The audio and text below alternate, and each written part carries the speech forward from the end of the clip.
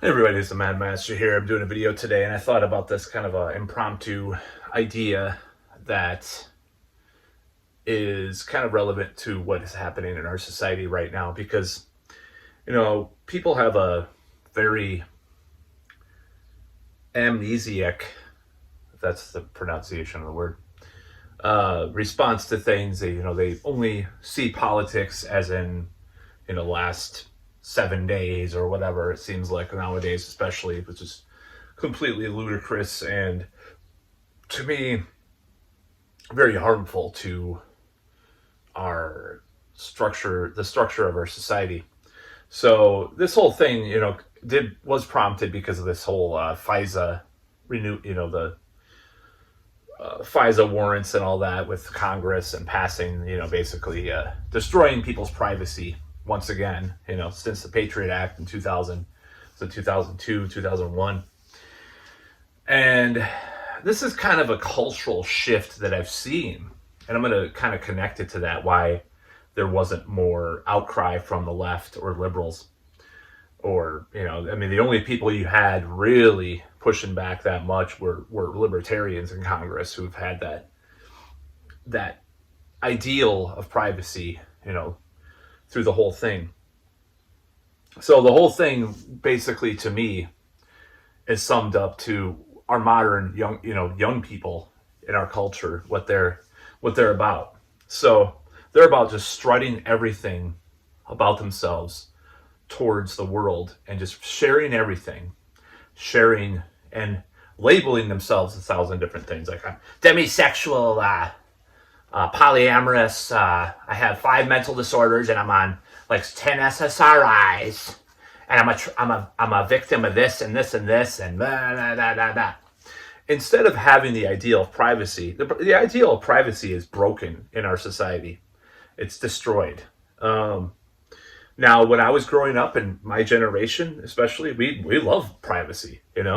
Obviously, even a lot of the older millennials, like, I had a girlfriend back, believe it or not, I've had girlfriends. This is being a little self-deprecating. It's kind of part of my humor. I had a girlfriend back in 2011 who was pushing, like, oh my God, SOPA and PIPA, or we got to fight these bills, and she was sharing it on Facebook and stuff, and it's people wanted people wanted privacy.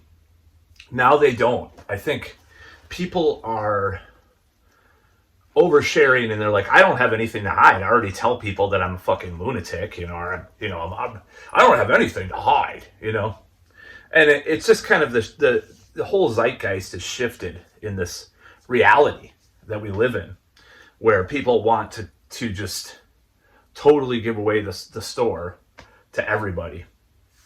And maybe that there's some good things about that. There are some good things, but there's some bad things about it too. So, and then dare someone, have things that they hide about themselves, they'll, especially if they're bad things. Now, that doesn't mean that I endorse those bad things, but everybody has skeletons in the closet, So then they get, canceled or castigated from people.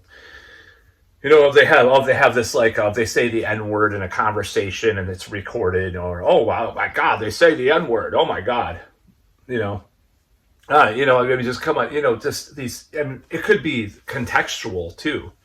I've seen these maniacs on the left go after people for saying things in a different context.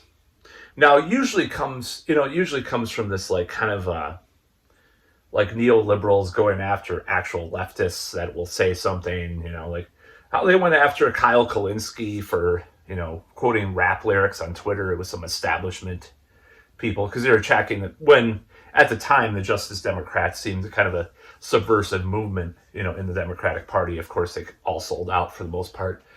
But yeah, that's kind of a, when that was coming up, if you recall that, or Cenk Uygur and stuff like that. It's like, yeah, you're gonna be more racist as far as being part of the establishment than these people that have said the N word in a rap lyric or something.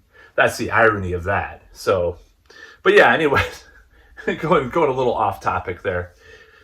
So yeah, I think our culture has shifted to privacy is seen as a bad thing, in some ways, because you want to tell everybody every little detail about yourself on social media. You want to show each meal. Well, I mean, you still want to present front, because that's what happens. You don't show, yourself on the toilet or something, in social media, or without makeup, or without all those 20 filters. So the artifice, the pretension, the pretense is still there.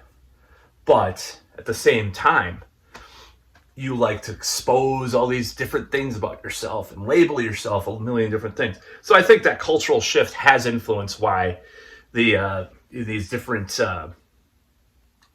governmental institutions are preserved that have come up since 9/11 and stuff, and why people aren't talking about these things as much as far as fighting back on the left, because they used to fight back against censorship, against things that invaded people's privacy. Used to be one of our God-given rights that people believed in. And now there's just like, I don't know, man. And all these Democrats voted for the FISA thing to, renew the FISA warrants and stuff. And, it's just like one of those things. Now, the Democratic Party has always been a fraud in many ways. I'm just going to say it right out. A great book about that is called Best and the Brightest, about the Vietnam War.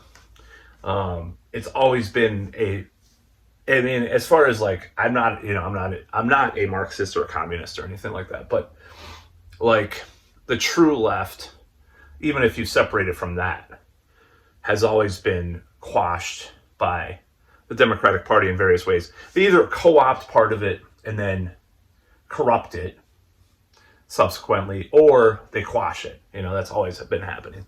That's why I always talk about the Democratic Party more than the Republicans, because it's Republicans, it's like, oh, they're just nuts and, do bad things, like support bad things. They're misguided, but a lot of them are just misguided people. That's just my opinion. I don't talk about the Republicans because I don't live in a red state or a Republican region. I live in liberal central. So it's like, that's what I see. So I want to point out the hypocrisy. I'm not going to justify my attacking the Democratic Party, but anyway, I mean, I don't need to justify it nowadays. So, but anyways, that's about all.